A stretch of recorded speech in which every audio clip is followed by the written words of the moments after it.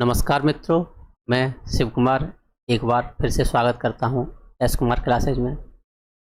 पिछले सेशन में हमने बलवन तक पढ़ा था। आज हम उससे आगे देखेंगे। आज हम देखेंगे खलजी वंश।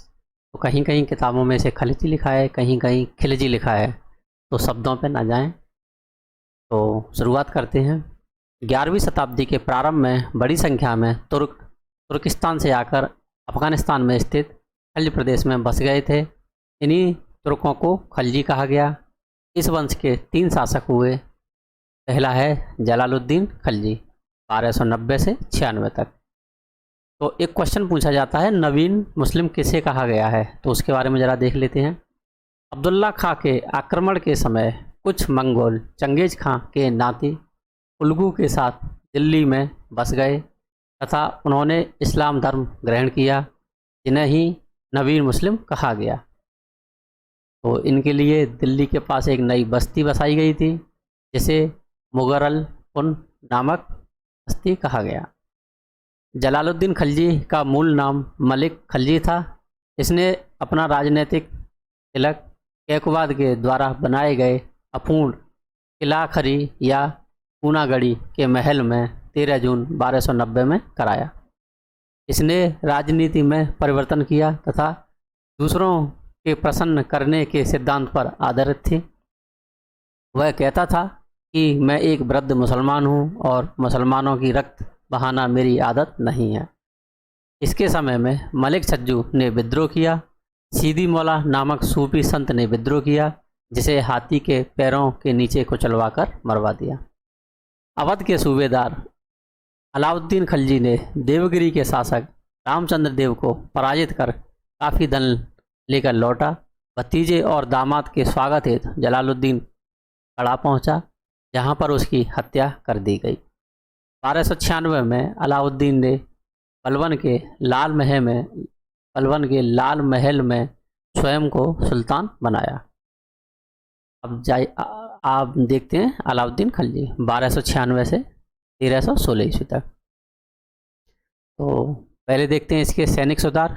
इसने 2 प्रमुख सैनिक सुधार किए। पहला, विशाल स्थायी सेना का गठन किया, जिसकी संख्या 4,75,000 थी। दूसरा, सेना में दाग और हुलिया की प्रथा को चलाया।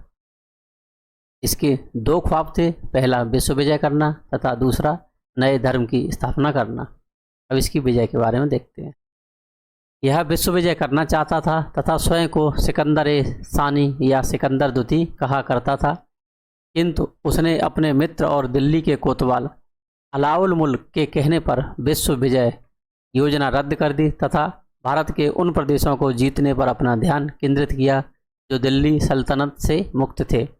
इसकी विजय को 2 भागों में बांट सकते हैं। पहला है उत्तर भारत की विजय तथा दूसरा है दक्षिण भारत की विजय। तो आइए हम जानते हैं उत्तर भारत की विजय के बारे में। इन राज्यों को जीतकर उसने स्थायी रूप से अपने राज्य में मिला लिया। इस तरह 6 राज्यों को मिला लिया। पहला, गुजरात। खलजी ने उलूग खां और नुसरत खां के नेतृत्व में सैनिक अभियान भेजा।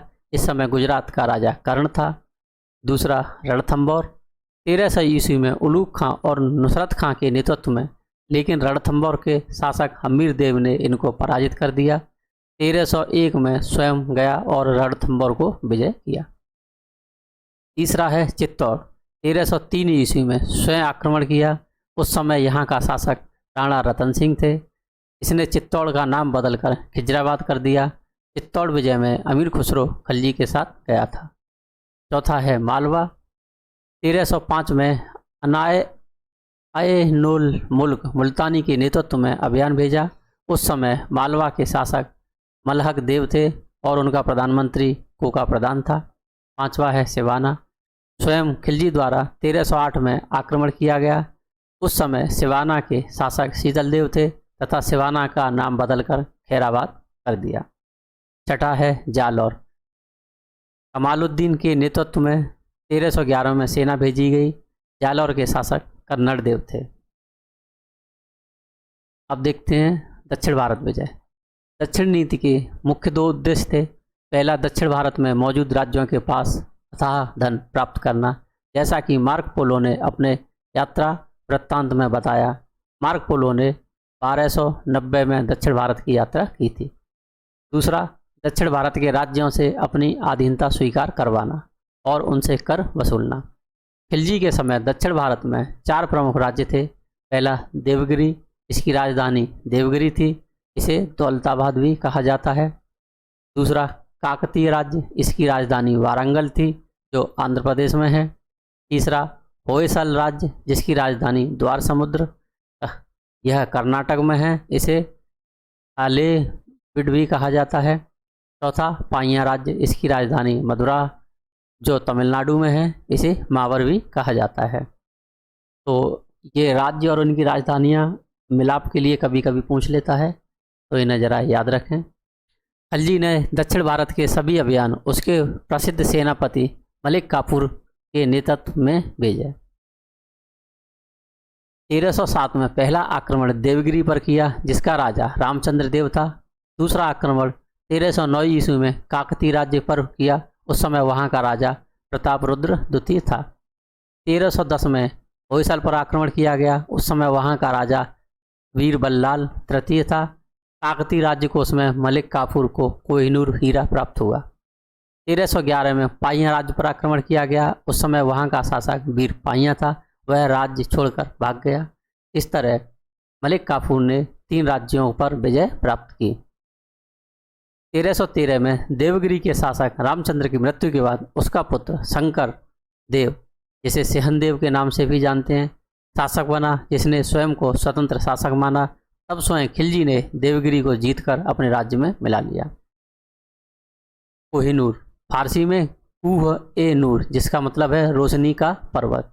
यह 105 कैरेट या 21.6 ग्राम का हीरा है। यह भारत की गोलकोंडा आंध्र प्रदेश की खान से निकाला गया। अलाउद्दीन ने अमीरों को अपने खिलाफ गद्दारी से रोकने के लिए अनेक नियम बनाए। उसने उनके भोज या समारोह आयोजित करने पर या सुल्तान की अनुमति के बिना विवाह संबंध स्थापित करने पर रोक लगा दी। उसने शराब तथा नशीली वस्तुओं के उपयोग पर रोक लगा दी।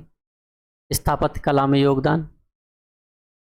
सल्तनत काल में यद्यपि सर्वाधिक इमारतें तुगलक सुल्तानों के द्वारा निर्मित कराई गई, परंतु अधिक सुंदर और तकनीकी से महत्वपूर्ण इमारतें खिलजी सुल्तानों द्वारा निर्मित कराई गई। खिलजी के द्वारा सीरी के नाम से दिल्ली के पास दूसरा नगर बसाया गया। दिल्ली के पास सीरी के किले का निर्माण कराया गया। उसने दिल्ली में 1000 सितुन नाम से एक महल का निर्माण कराया।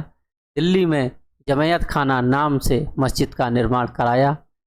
पहली ऐसी मस्जिद थी जो पूर्णतः मुस्लिम शैली में थी। दिल्ली में हौज खास के नाम से एक तालाब बनवाया। खिलजी द्वारा सबसे प्रमुख इमारत अलाई दरवाज़ा था। आर्थिक सुधार। सबसे महत्वपूर्ण सुधार था बाजार नियंत्रण प्रणाली। उसने विभिन्न वस्तुओं के लिए बाजार में 4 रूपों में व्यवस्था की थी। पहला, गल्ला मंडी, अनाज का व्यापार होता था। इसके 7 अधिनियम थे। मलिक कबूल उल्गू खानी इसका नियंत्रक होता था। गेहूँ 7.5 जीतल पर मन तथा जौ 4 जीतल पर मन। चावल, चना, उड़द तीनों 5 जीतल पर मन। ये पूछे गए क्वेश्चन है, तो इनकी रेटें याद रखें। सराय ए अदल, दूरस्थ प्रदेशों से निर्मित अधिक दिनों तक अच्छी बने रहने वाली चीज़ें आती थी, जैसे कपड़े, शक्कर, सूखे फल आदि। इस बाजार के 5 अधिनियम थे। तीसरा, घोड़े, दास व मवेशियों का बाजार। इस बाजार के 4 अधिनियम थे। प्रमुख दलाल को मेहतराने दलाल कहा जाता था। सामान्य बाजार अन्य वस्तुओं की बिक्री होती थी। सराय ए अदल मुल्तानी व्यापारियों के अधीन था, जबकि सामान्य बाजार वाणिज्य मंत्रालय, जिसे दीवान ए रियासत के नाम से जाना जाता है, के अधीन थे। इस विभाग का गठन अलाउद्दीन ने किया। याकूब नजीर वाणिज्य मंत्री था। बाजार के अधीक्षक को सहना ए मंडी कहा जाता था।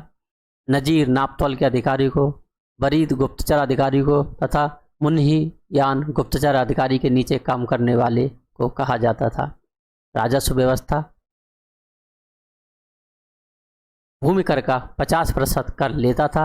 इसने भूमि की पैमाइश, मसाहत कराकर तथा भूमि की वास्तविक आय पर कर लगाया। इसने भूमि की एक इकाई बिस्वा का चलन किया। अलाउद्दीन के द्वारा 2 नए कर लगाए गए। पहला चरी कर, यह दुधारू पशुओं पर लगाया जाता था, तथा घरी कर, यह घर तथा झोंपड़ियों पर लगाया जाता था। खम्स के मामले में उसने लूट का 4/5 भाग अपने पास तथा 1/5 भाग सैनिकों को दिया। इसने एक नए विभाग दीवान मुस्तक राज का गठन किया। इसका कार्य राजस्व अधिकारियों से बकाया कर वसूली करना था। शिहाबुद्दीन उमर 1316 में अलाउद्दीन की मृत्यु के बाद मलिक काफूर ने उसके 6 साल के बेटे शिहाबुद्दीन उमर को गद्दी पर बिठाया। मलिक काफूर की 35 दिनों के अंदर हत्या कर दी गई। कुतुबुद्दीन मुबारक खलजी 1316 से 20 तक, इसने स्वयं को खलीफा माना। इसे नग्न स्त्री व आदमियों की सोहबत पसंद थी। कभी कभी यह दरबारियों के बीच यह नग्न होकर दौड़ा करता था। कभी कभी यह दरबार में स्त्री के वस्त्र पहनकर भी आया करता था।